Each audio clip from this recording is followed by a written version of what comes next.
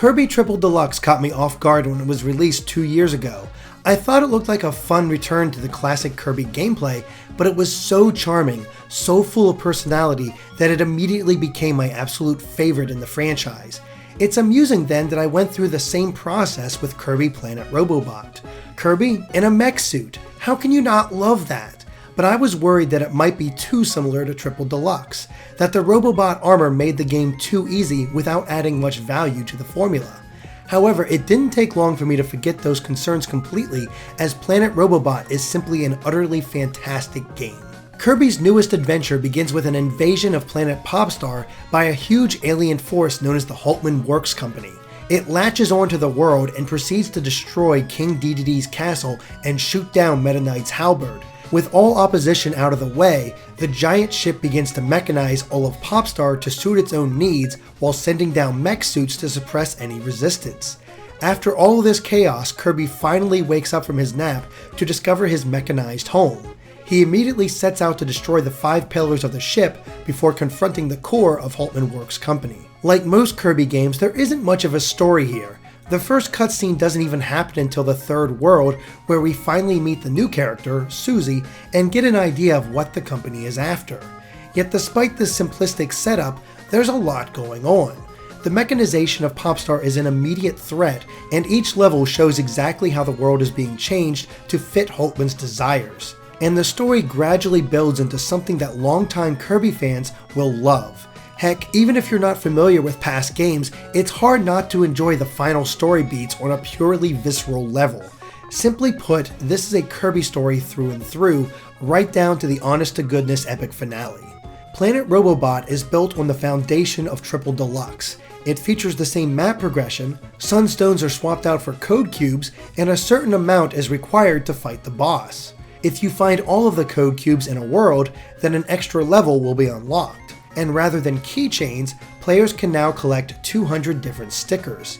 It all feels very similar, yet Robobot is still its own game, and the biggest addition is the Robobot armor. When I first saw the sheer power of the mech, I was worried it would make what is already an easy series into something that required no thought whatsoever, but that's not the purpose of the armor. It's more apt to compare Kirby's mech suit to the super abilities from Return to Dreamland and the Hypernova ability from Triple Deluxe. Except the Robobot armor is a natural evolution of those concepts. Super abilities were flashy, yet mainly limited to specific areas in order to find hidden pathways. Hypernova granted the same level of power and pushed the focus to puzzle solving as well. The armor is all about power, solving puzzles only it can do to open new pathways, and allowing for a lot more variety in terms of how things are handled. There are 13 armor modes available, and though the modes lack the huge moveset of normal abilities, they all change up the gameplay in some way. Want to tear through enemies without a care in the world? Use Sword, Cutter, or ESP modes. Need to solve a puzzle where you have to position heavy blocks? Use Stone mode's extra powerful punches. Need to send electricity through cables while moving a block to continue the charge? Beam or Spark modes are where it's at. And that's not even mentioning how Wheel mode encourages speedy playthroughs of levels that require constant flips between the background and foreground, or how Jet mode turns the game into a side-scrolling shooter. The Robobot armor is absolutely the star of the show and feels like a natural extension of Kirby's abilities, but it also feels perfectly balanced in relation to Kirby's normal gameplay.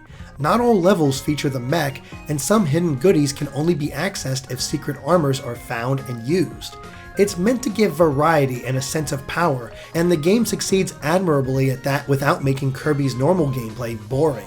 While Kirby himself hasn't changed much, the game offers plenty of interesting scenarios to platform through.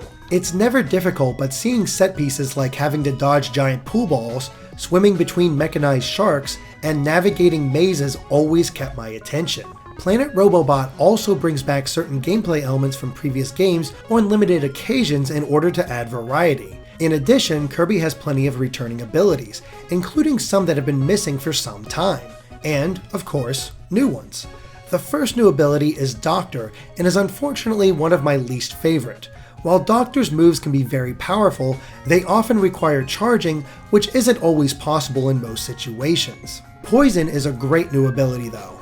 While it doesn't always hit the hardest, it often leaves clouds of noxious gases in the air or poisoned residue on the floor, which can quickly chip away at a boss's health. But the best is ESP Kirby. While it locks him in place, the ball of psychic energy can be controlled at will to quickly take down enemies. ESP also has an amazing dodge where it can teleport out of danger and its reappearance will damage the enemy. All three have their uses though, and are fantastic additions to Kirby's growing roster of abilities. Beyond the main campaign, there are a handful of extra modes to play as well. Kirby 3D Rumble finally puts Kirby in a 3D arena and potentially shows what he could do. Unfortunately, there are no abilities and the arenas are limited, but it's still fun sucking up waves of enemies in order to build up the highest score possible. The mechanics all feel wonderful, but the mode's greatest weakness is its brevity. There are only 3 stages in total with 3 very similar bosses. The whole thing can be beaten in 10 minutes with little replay value unless you want the best possible score. That doesn't degrade the mode entirely, but I seriously wanted more to experience. Team Kirby Clash has a bit more meat to it, as a team of up to 4 Kirbys take on bosses of increasing difficulty. The teamwork aspect works pretty well as each class brings its own benefits to the team. The Sword Hero plays like Sword Kirby, except its guard can protect allies within range. Hammer Lord moves extremely slowly, but hits the absolute hardest. Dr. Healmore is Dr. Kirby with the ability to create healing auras. And the Beam Mage can charge up an attack that slows down the boss. All of them are viable and can be fun to play based on your tastes. The mode can be played with friends, even with download play. But like Kirby 3D Rumble, it's pretty much a one and done affair. I was able to get a platinum rank on almost every fight with computer allies who do behave smartly. The biggest issue was their inaccuracy during the Team Meteor attack, though even that wasn't that bad. Unfortunately, while I had fun in the moment, I saw little reason to return to the mode. Finally, there's Meta Nightmare Returns and the arenas. Meta Nightmare Returns cast players as Meta Knight as they fight through remixed versions of the main campaign before facing off against unique bosses. Meta Knight himself is a blast to play with and even offers new gameplay options in the form of healing himself, increasing his speed, or using screen clearing attacks.